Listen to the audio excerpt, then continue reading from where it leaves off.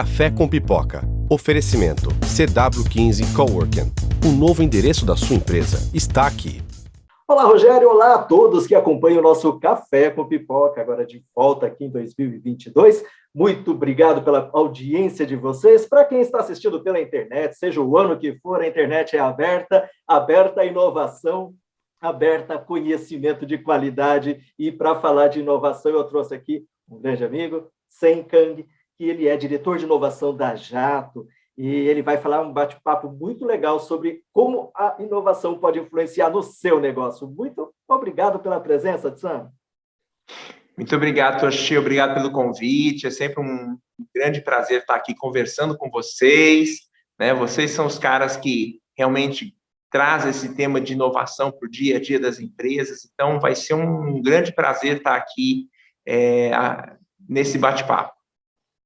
Maravilha. Acho que um dos pontos, né, que a gente, hoje em dia, né, antes inovação parecia uma coisa restrita a grandes empresas e até era mesmo, né? E hoje se torna um diferencial competitivo para todos os setores, principalmente para as pequenas, que precisam ganhar força, se diferenciar no mercado. E dentro do bate-papo que a gente estava falando, você estava falando um conceito, né? A gente vai entrar num conceito um pouco anterior a isso, que é sobre a Open Innovation.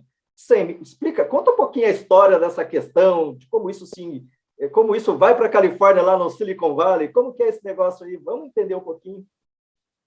Legal, Toshio. Esse é um assunto que eu sou apaixonado, né? Eu sou um cara que sempre gostei de inovação, gostei muito da história da inovação, né? De como que as coisas aconteceram.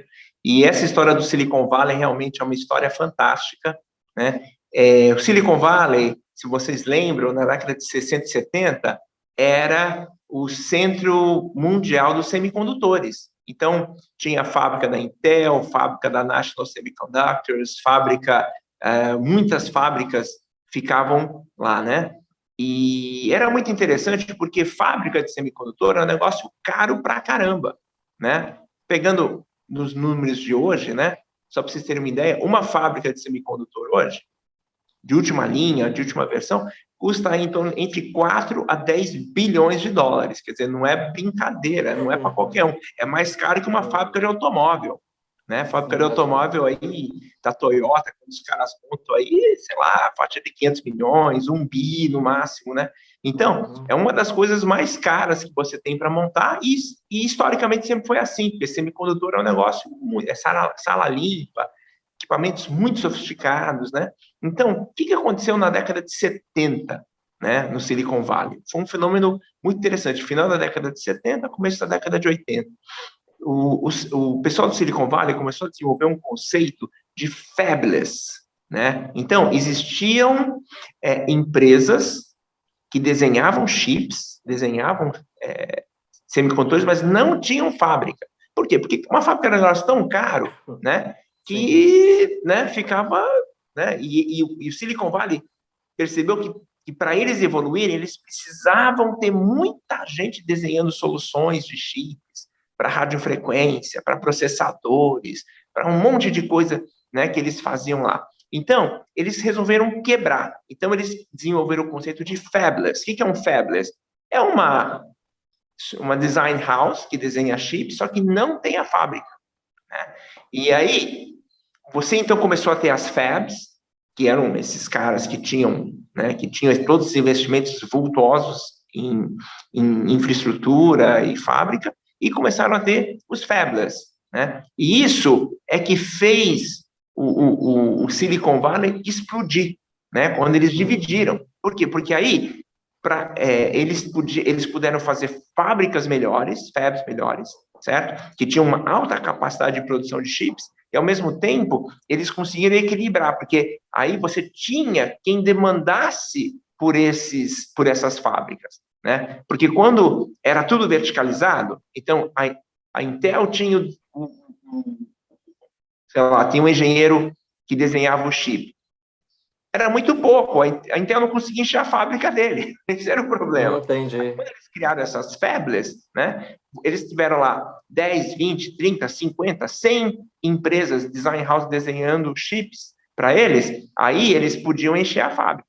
Então, ganhava esse conceito, produtividade, né? Não ficava tempo ocioso, digamos assim. Isso. Só que o mais importante, eles descobriram que isso impulsionou a cultura de inovação. Né? Então, de repente, começou a aparecer um monte de startups. As startups, na verdade, as primeiras startups que apareceram eram essas design houses, que desenvolviam chips, né? Desenhos para chips, para encher as fábricas dos caras que tinham essas fábricas caríssimas. Né? E aí, o que aconteceu? Estabeleceu-se a cultura, né? A cultura de que, de um lado, você tem os caras que inovam, que desenham coisas novas, e do outro, você tem os caras que têm fábrica e que vão produzir e fabricar para todo mundo. Né? Esse desenho, ele até hoje é assim na indústria de semicondutores. Tá? Só que aí, o Silicon Valley começou a usar esse conceito para tudo. Né? Entendi. Tanto que hoje, a Tesla desenha carro assim. Se você for ver, né, tem um monte de startup desenhando pedaços do carro da Tesla e depois eles só consolidam na fábrica. Né? Entendi. Então, tudo aquele conceito de uma fábrica fazer tudo, né? Ele hoje ele muda, né? Nesse sentido de abrir espaço. A grande sacada foi essa. Ele dividiu quem faz o desenho dos produtos inovadores e quem efetivamente fabrica. Tá? Então, esse conceito ele é inovador. Na área de alimentos, que é o nosso métier aqui, né?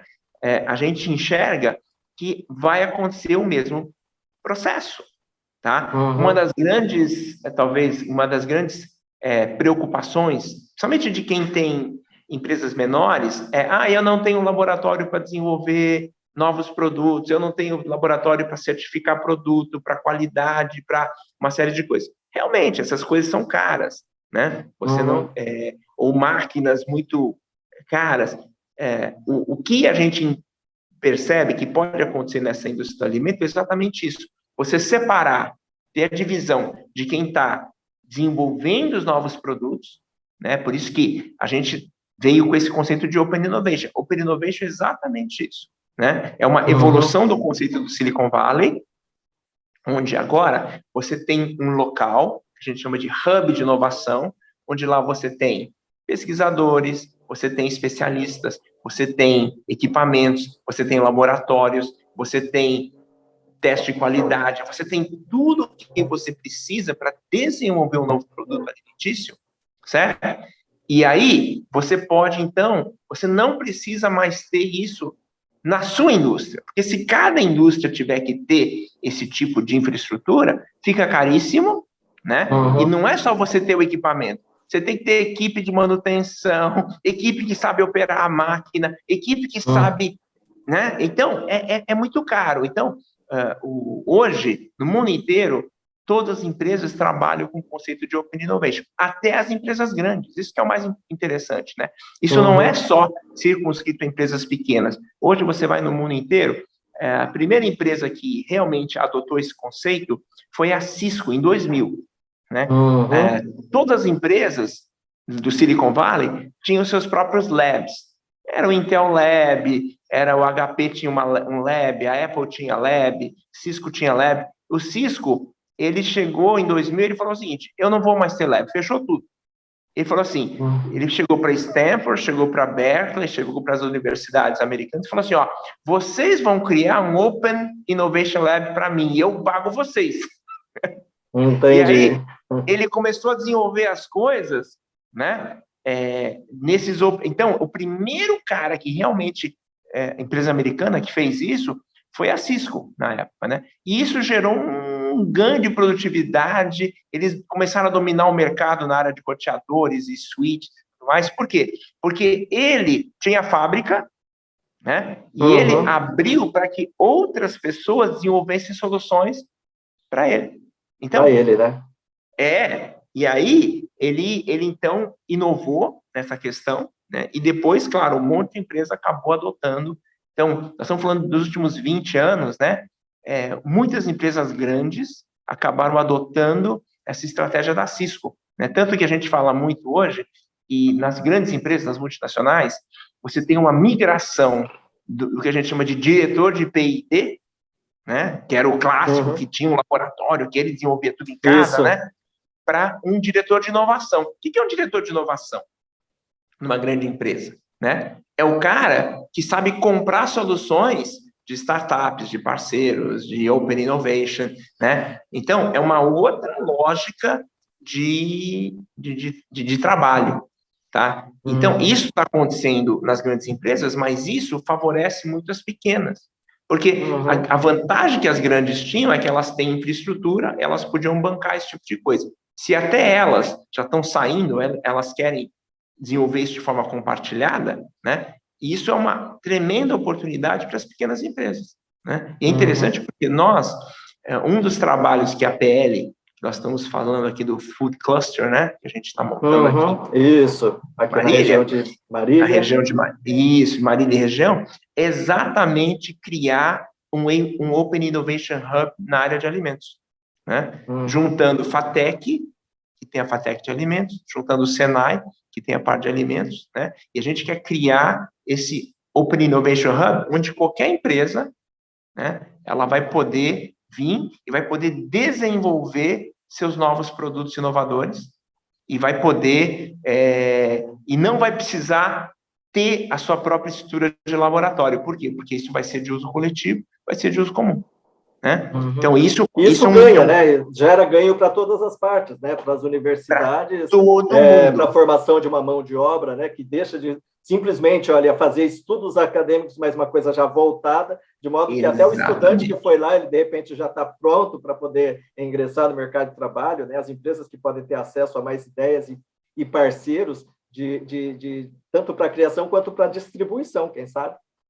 Não, esse aqui é o ponto, né? Existem dois movimentos que a gente quer fazer aqui na região de Marília. O primeiro é criar esse Open Innovation Hub, que é o hub de inovação aberta, né? Que são esses laboratórios, e os âncoras para esse Open Innovation Hub são, efetivamente, FATEC de alimentos de Marília, Senai de Marília, e nós estamos trazendo juntos para esse projeto o Itaú de Campinas, que é o melhor instituto de pesquisa de alimentos do Brasil, né? Então, nós já temos projetos junto com o Itaú, e estamos em conversas com eles agora, deles abrirem um polo Itaú aqui na nossa região, exatamente para a gente ter acesso às melhores tecnologias, aos melhores conhecimentos, né? E a gente não precisar ficar indo para Campinas, eles vão vir para cá.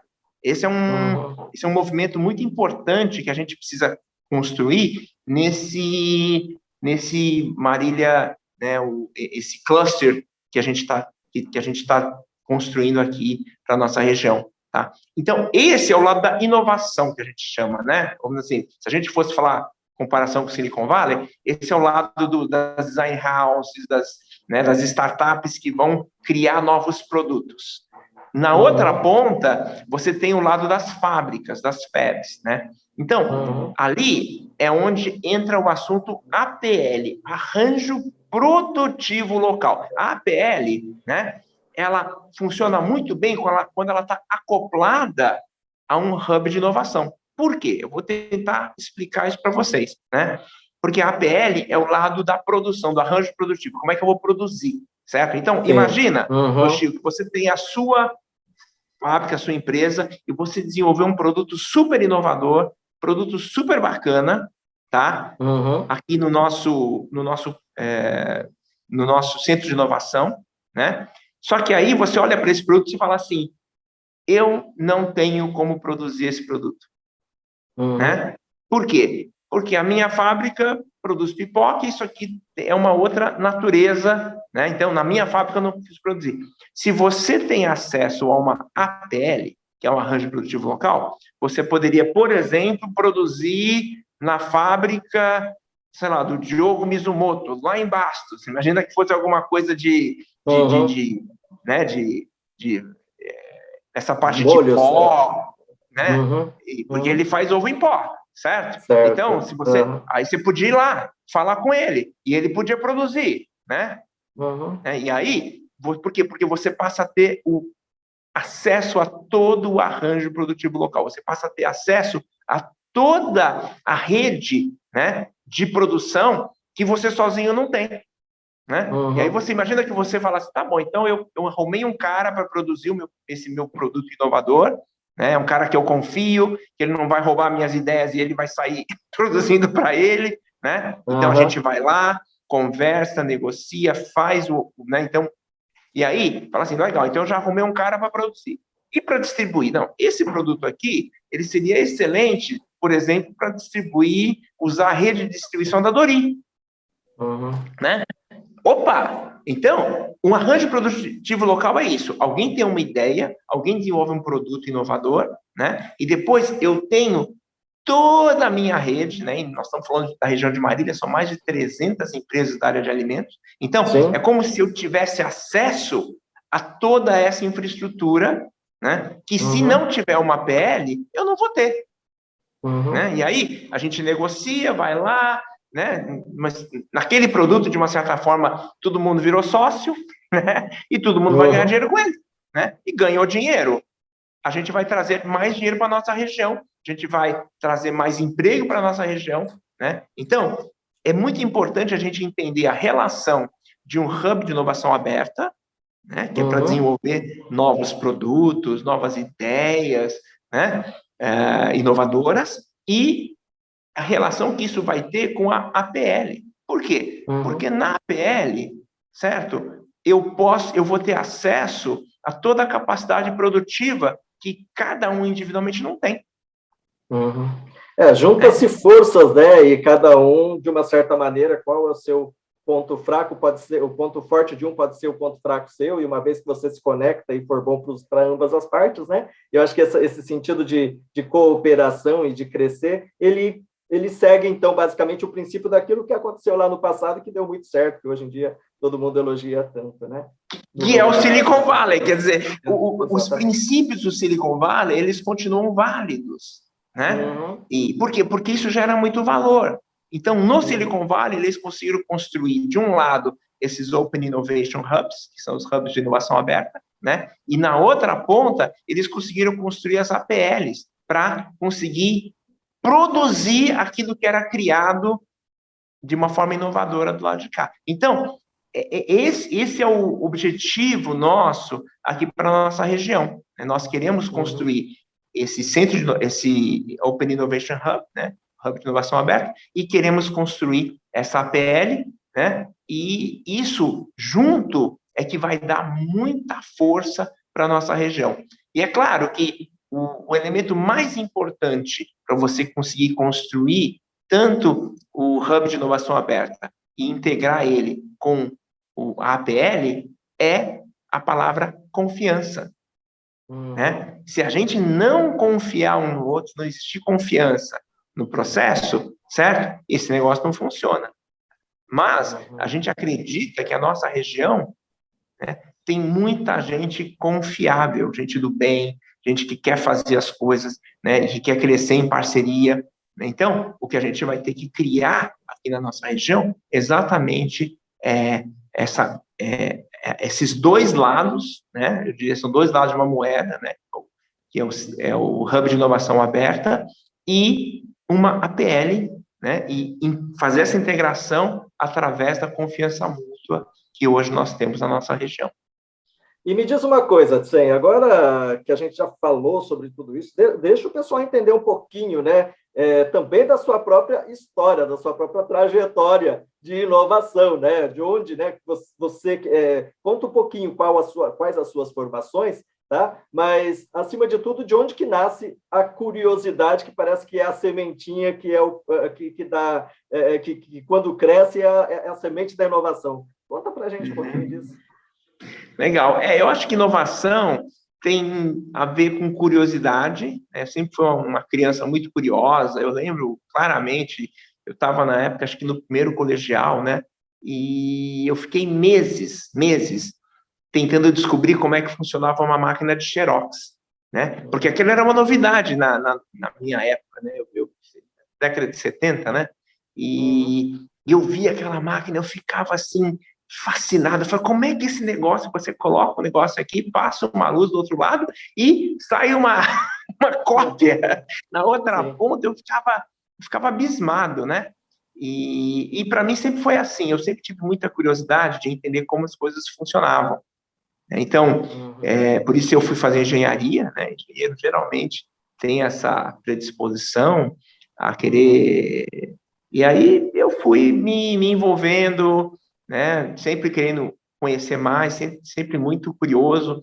Aí fiz engenharia lá em São Paulo, depois fiz mestrado, fui fazer doutorado fora do Brasil, né? Lá nos Estados Unidos também, sempre querendo entender como é que as coisas funcionavam, né?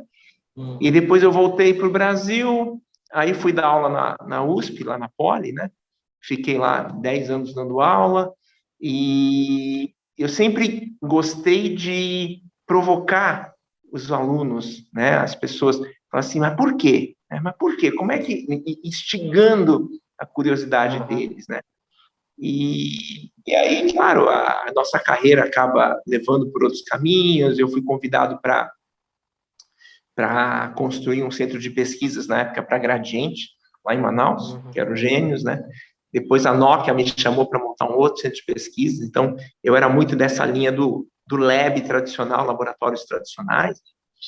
E aí eu vim para o Grupo Jato, né? No Grupo Jato, fiquei aí trabalhando com Jorge, Shimura, hoje eu trabalho com Shun, mas a gente sempre trabalhando aí muito mais nas questões de governança, né? Comitê de Tecnologia e Inovação aqui do Grupo Jato. Eu fiquei 12 anos, né, trabalhando nisso, e aí chegou uma hora, em 2016, eu lembro, a gente estava falando muito de ecossistemas de inovação, né? E a gente estava estudando muito essa questão sobre inovação aberta, ecossistemas de inovação, e aí eu fui desafiado a realmente entender como é que essas coisas funcionavam e ajudar o Grupo Jato a se inserir nesse mundo de inovação aberta, né? Porque a Jato também era uma empresa muito fechada, a gente tinha centros de pesquisa aqui, mas eles eram todos muito verticalizados, né? Então, um dos desafios nossos era como é que a gente, como Grupo Jato, vai conseguir se inserir nesse mundo da inovação aberta, que era uma coisa que já estava acontecendo, a gente já percebia que isso estava acontecendo no mundo inteiro. Já estava acontecendo, né? Já estava acontecendo, lembra que eu falei? 2000, 2001, foi quando isso começou lá na Cisco, nós já estamos falando de 2016, eram 15 anos já que já estava acontecendo isso no mundo, né? Então, a Jato sentiu que precisava entender, né? E aí a gente começou a fazer trabalhos nessa área, e graças a Deus a coisa avançou muito bem, a gente conseguiu fazer vários movimentos nesse sentido, né? Primeiro aqui em São Paulo, a gente teve um programa chamado DTX, não sei se você ouviu falar, é o Digital Transformation Experience. Primeira experiência aqui, né? 15 empresas participaram aqui na nossa região, foi uma coisa assim que até hoje a gente ouve, né? Causou muita repercussão na nossa região, né? Empresas como Dori, Marilan, Jazan, ZDA participaram, né? SPSP, o pessoal da Toca, quer dizer, foram 15 empresas que participaram, né? O pessoal da DIN, lá de Bastos, né? O Diogo Mizumoto, foi lá que eu conheci o Diogo, a gente acabou ficando muito amigo. Então, um pessoal que queria também aprender a fazer inovação, né? E a gente estava começando, então foi uma experiência muito boa, muito interessante, né? Que aconteceu aqui na nossa região, e que eu acredito que aquela sementinha que nós plantamos lá atrás, com o DTX, com todas as empresas que realmente queriam aprender sobre inovação, isso está dando frutos agora, né? A gente aprendeu que tem que fazer um hub de inovação aberta para a área de alimentos, né? E nós temos que criar uma PL. Faz todo sentido, né? Então, essas coisas que estão acontecendo agora, estamos falando de 2022, já foram 3 anos desde que a gente fez o DTX, né? Isso amadureceu, isso cresceu, né? E as propostas que nós estamos fazendo hoje, elas são frutos daquele aprendizado que a gente teve lá atrás. Então, tem sido, eu acredito muito nessa PL que nós estamos trabalhando, né, que está sendo construída pela Ciesp, acredito muito nisso, acredito que ela vai beneficiar todas as empresas, tanto pequenas quanto grandes, porque hoje, para você fazer inovação, se você não tiver, né, um cluster de inovação, né, e uma PL, a gente vai ficar para trás, né, como região, né, outros vão fazer e a gente vai comer poeira. Então, nós temos que fazer antes, nós temos essa pujança só aqui na Ciesp, na área de alimentos, são mais de 300 empresas.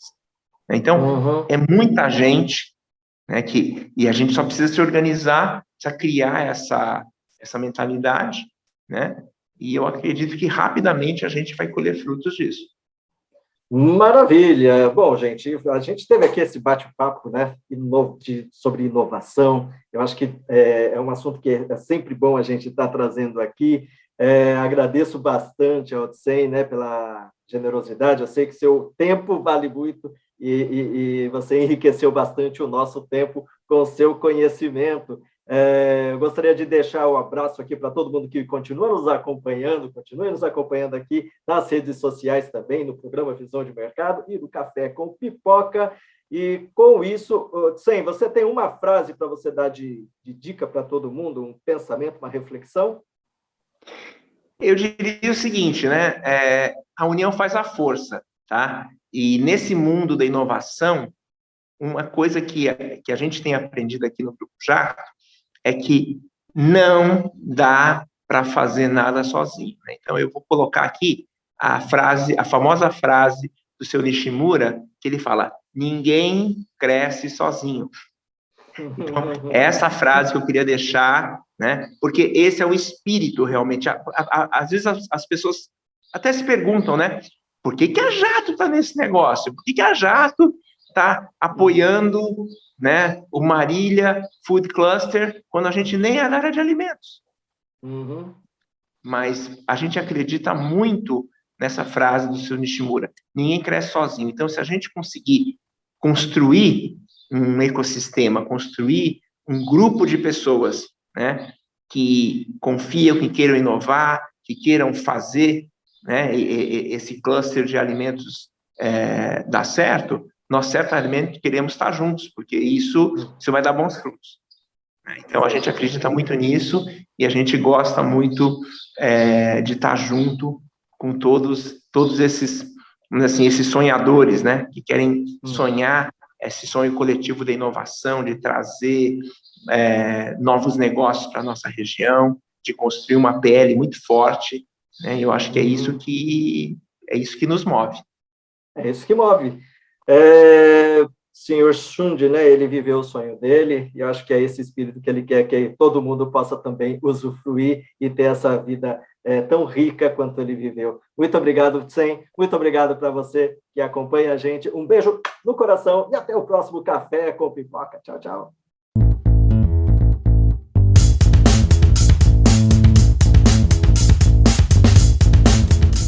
Café com Pipoca. Oferecimento CW15 Coworking.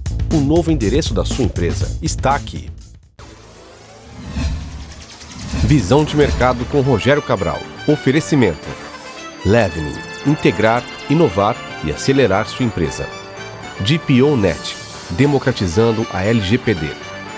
Village Marcas e Patentes. A marca que registra. Telecontrol.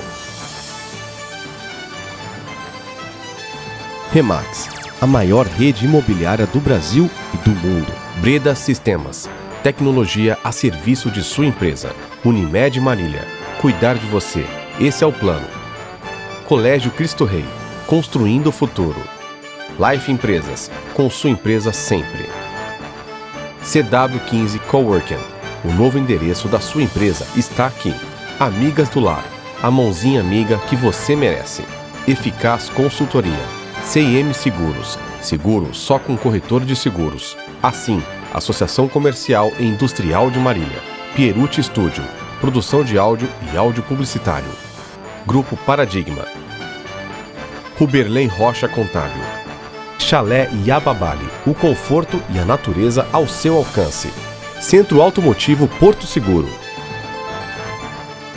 Média Bis, o seu negócio na internet. Grupo SM3, qualidade em mídia exterior. Magno Gás, revendedor autorizado Concigás. Ótica Feres, que lindo seus olhos aqui. Estúdio Estética Automotiva, som e acessórios em geral.